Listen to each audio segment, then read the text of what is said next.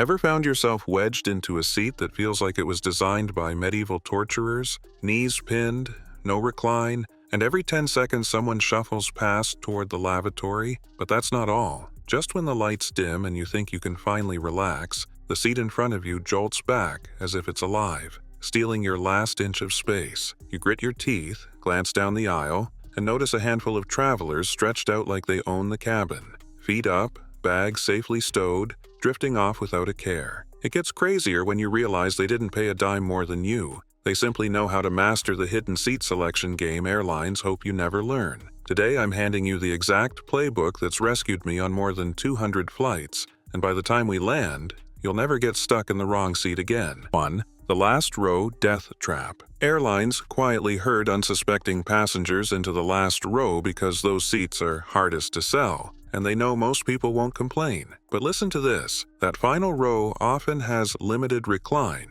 or none at all, turning a long flight into hours of spinal torment. Blood pools in your legs, your lower back locks up, and the steady parade of passengers to the lavatory whacks your elbow every time the door swings. It gets worse when you realize you're paying the same fare as travelers 3 rows forward who can lean back 7 blissful degrees. If there's no way to escape the rear cabin, grab the aisle in the second to last row. You'll dodge the bathroom door, keep a sliver of recline, and still be close enough to deplane without a marathon wait. 2. The exit row illusion. Photos on the airline's website show smiling passengers stretching their legs in an exit row, and you might hand over $40, $60, even $80 for that privilege. But that's not all. Hidden in the fine print, you're accepting legal responsibility for opening a 40-pound hatch during an emergency, a job flight attendants train for weeks to perform. Under-seat storage disappears entirely, so your laptop, prescriptions, and snacks must ride overhead.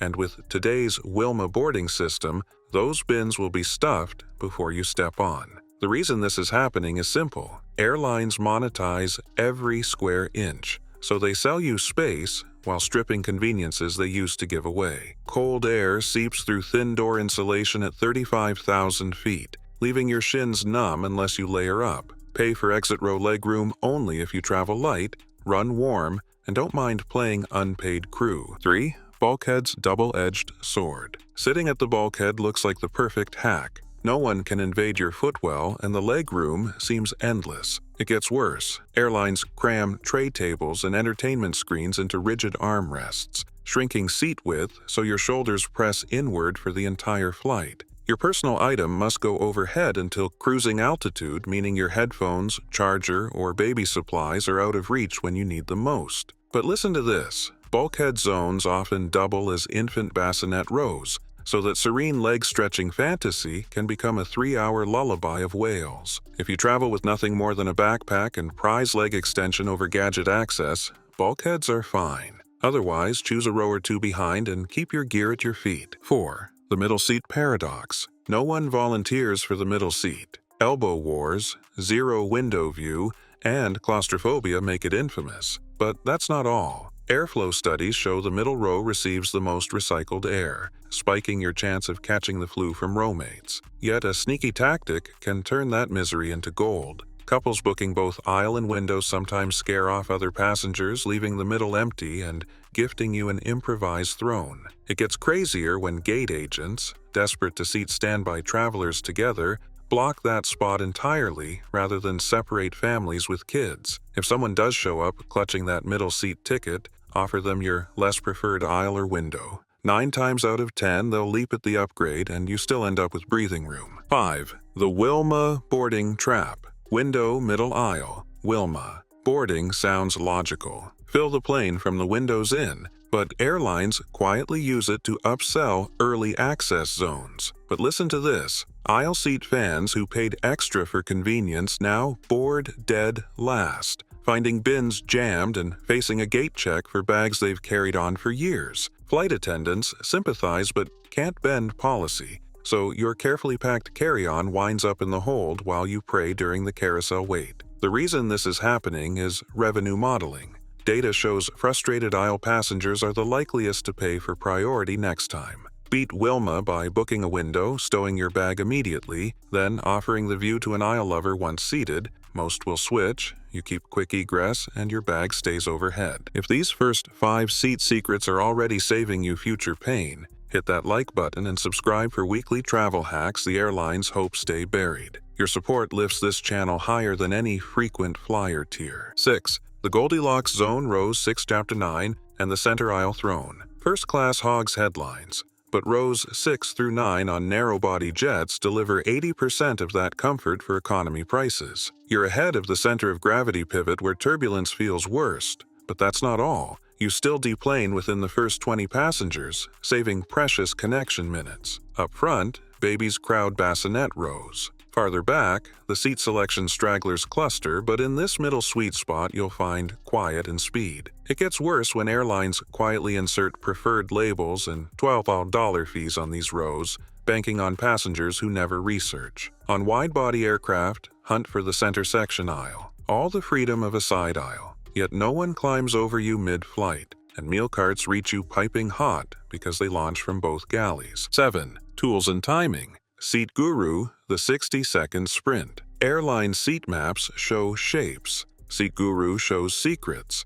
misaligned windows, immovable armrests, and rows that lose recline due to emergency exit overlap. It gets crazier. Many preferred seats, colored green on airline sites, glow blood red on Guru thanks to hidden drawbacks like proximity to loud galleys. Screenshot your ideal seat map before booking. Then, if the carrier swaps aircraft last minute, customer service can't fob you off with a worse replacement. But listen to this. The real magic begins 24 hours before departure when online check-in opens. Airlines dump their last, best seats into the pool, and they vanish in under a minute. Set 2 alarms, one 5 minutes early, one 30 seconds prior, paste your confirmation code to your clipboard, and refresh like your vacation depends on it, because it does. 8. When paying up actually pays off. No frills, travelers hate add-on fees, but a bad seat can cost more than money. It can destroy the first day of your trip. The reason this is happening lies in human recovery. 4 hours of spinal compression can translate to 2 days of stiffness,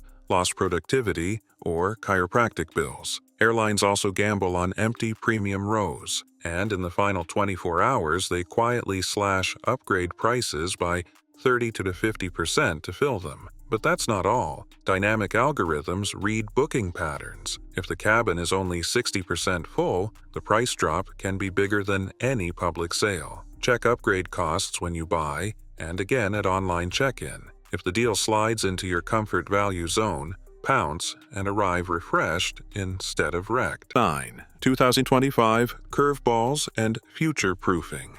Rumor engines say Southwest will test assigned seating with paid extra legroom rows by year's end, threatening to upend its beloved open boarding chaos. It gets worse. European carriers are already bundling guaranteed bin space with seat fees, and U.S. airlines are watching closely. Expect AI-driven seat pricing soon. Algorithms that spot the lumbar support pillow in your Amazon history and nudge seat comfort fees higher just for you. But listen to this. Early testers found that clearing cookies or using a VPN in incognito mode neutralizes many of those micro-surges. The arms race never sleeps, so sharpening your strategy isn't optional. It's survival. 10. The 5-step seat selection playbook. Step 1. Research your aircraft on Seat Guru before you even click Select Seat. Step 2. Target rows or 6 to 9 aisle on narrow bodies or the center section aisle on wide bodies.